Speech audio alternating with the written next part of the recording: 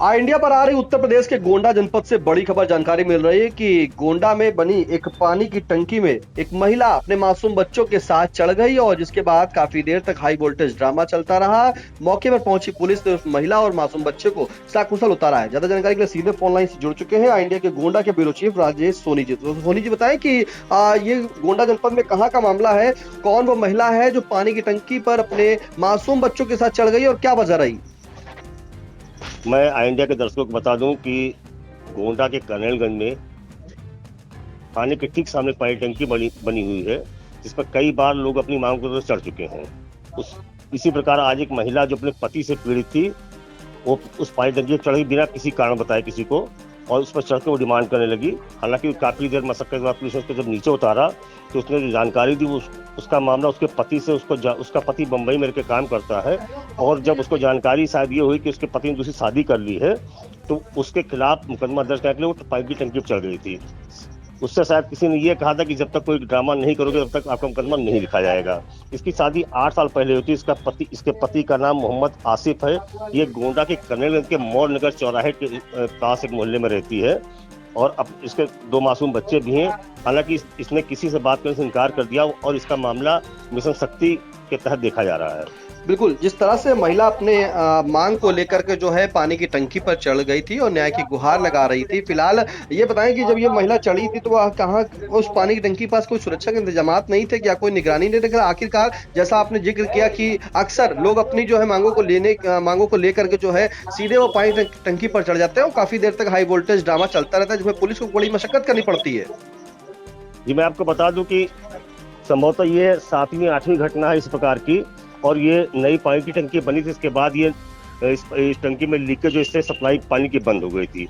एक उस पर डिप्यूट है कर्मचारी, लेकिन वो आसपास ही घूमता रहता। जब उस टंकी का कोई मतलब नहीं है जी, तो उस प्रकार से उस टंकी को शासन निष्प्रयोज्य ही माना जाए। लेकिन अक्सर उस पे लोग, जो कि सामने उसके तहसील है और पीछे थाना है, तो लोग अपनी मांगों को लेकर अक्सर उस पर चढ़ जाते हैं। हालांकि अब इसको देखते हुए पुलिस को वहां कोई व्यवस्था करनी पड़ेगी जिससे इस तरह की घटनाएं न हो, वरना किसी को ऐसी घटना हो सकती है कि कोई जल्दबाजी में अगर कोई गिर गया, चूक गया, मर गया तो फिर बहुत बड़ी घटना हो सकती है। राजेश जी, जानकारी चाहेंगे, जैसा कि आपने बताया कि महिला जो है मौर्य नगर में रहती है और इसका पति जो है बॉम्बे में रहता है, तो आखिरकार महिला यहाँ अपने मासूम बच्चों के अकेले रहती है, इसके और भी साथ में परिजन है?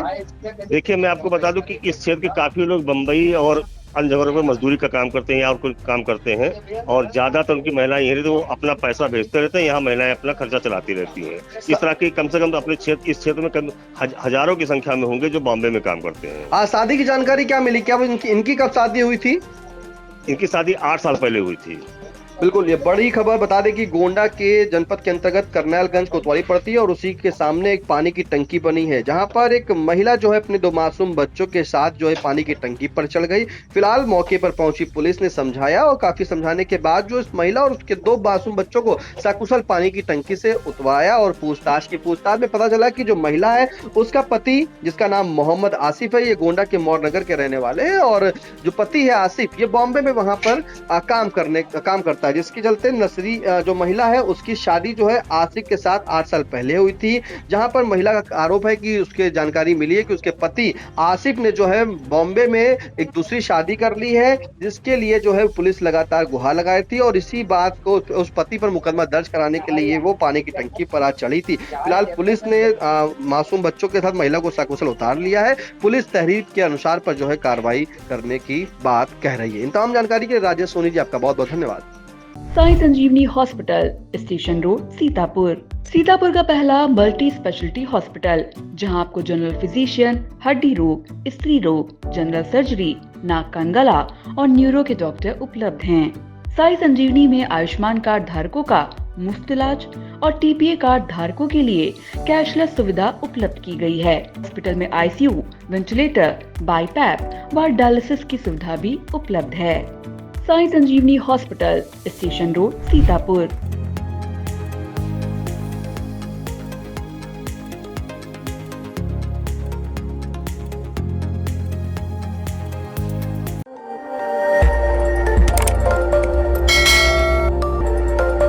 खबर आपकी, नजर हमारी। देखते रहिए आई इंडिया।